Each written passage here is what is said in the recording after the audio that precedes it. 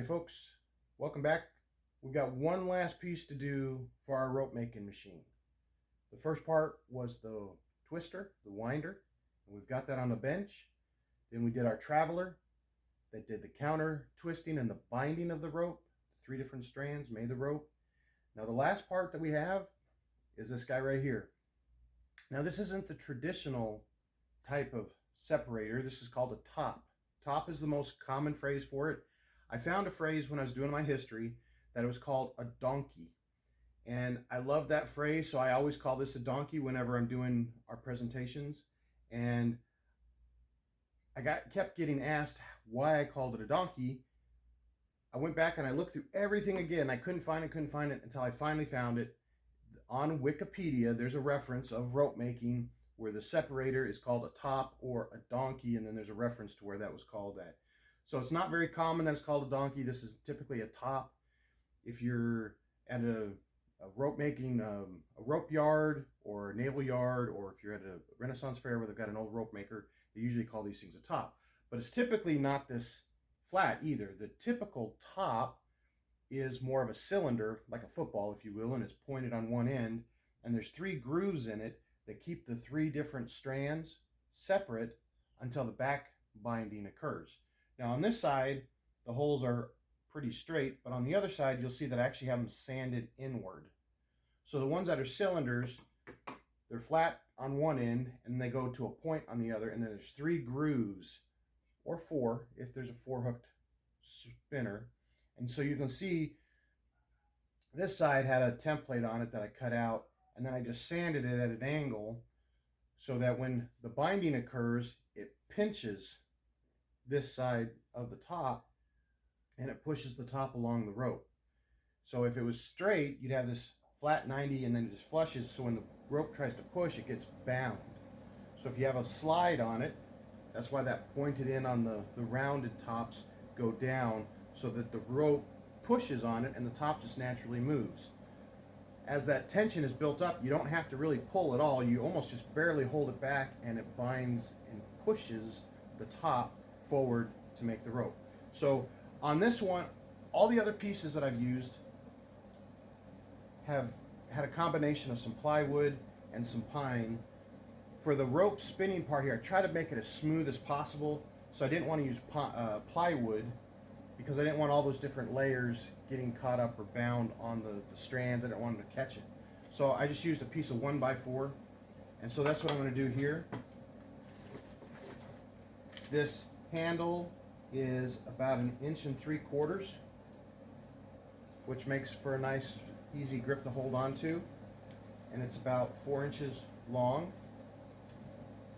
Okay, and the circle here is 3.5 inches. Now you can see it's a little bit flat here. If you're doing a bigger piece of wood, you could draw a little bit bigger of a circle, but you don't really need that. It's just enough to keep them separate.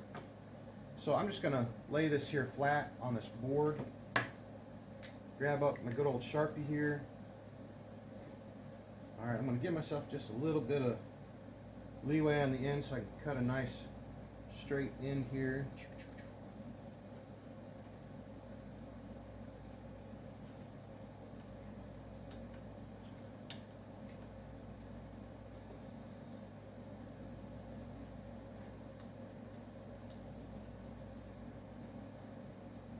Okay, and then I'm going to kind of go down, just like we use those paddle bits again. I'm going to line up a bit here and see the size on the paddle bit.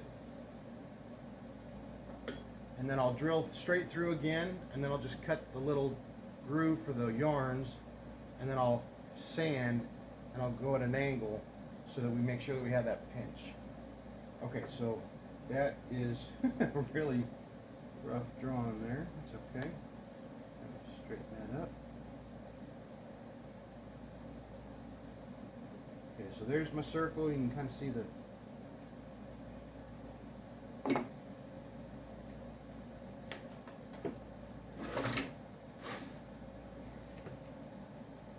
you know what? Maybe I want to drill those holes first.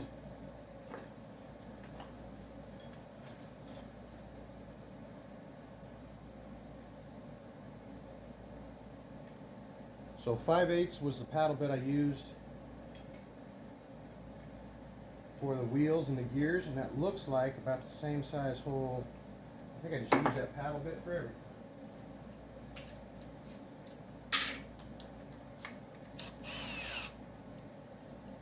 Alright, so we're going to keep that same trick that we did before. I'm just going to go part way through.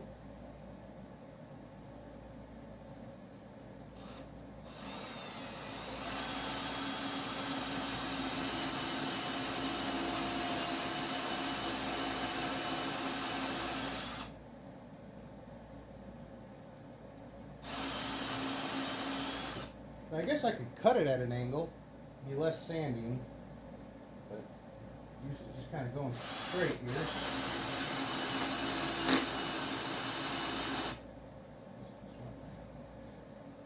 Drill over to a drill.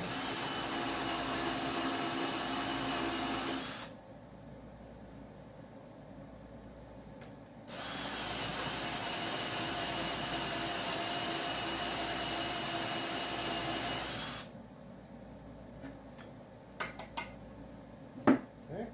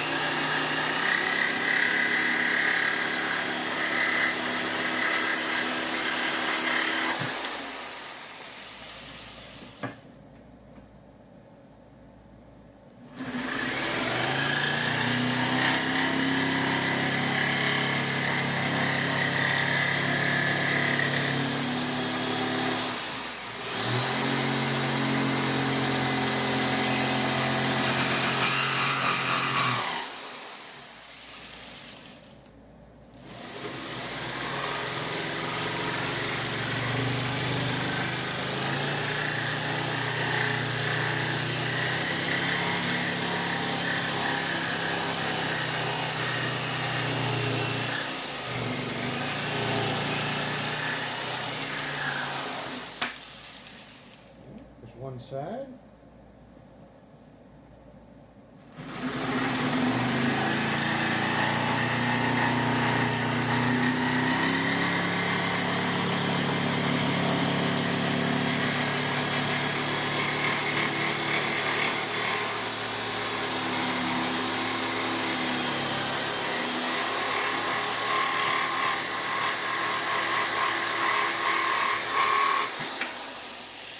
There's two sides. Kind of looks like a screaming mouth right there. Oh!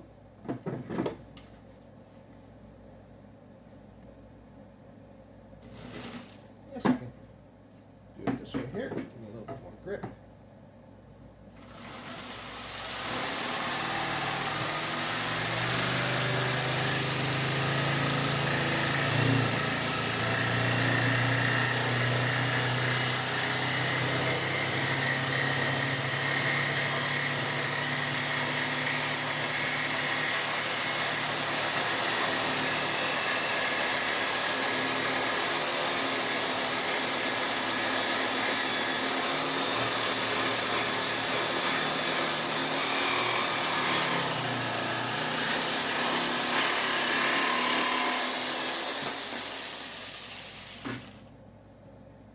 Alright, so now I'm just going to cut the little grooves.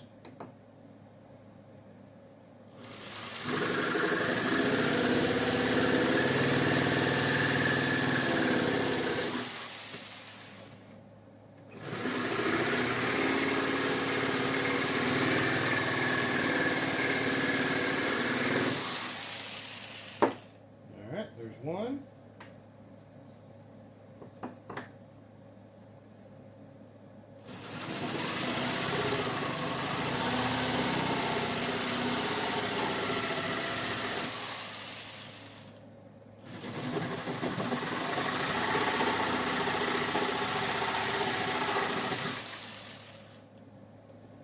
Okay, there's two. Now you want to make sure that it's thick enough that all your yarn can get in there. So this one looks like thick enough. I might need to make that one just a little bit thicker.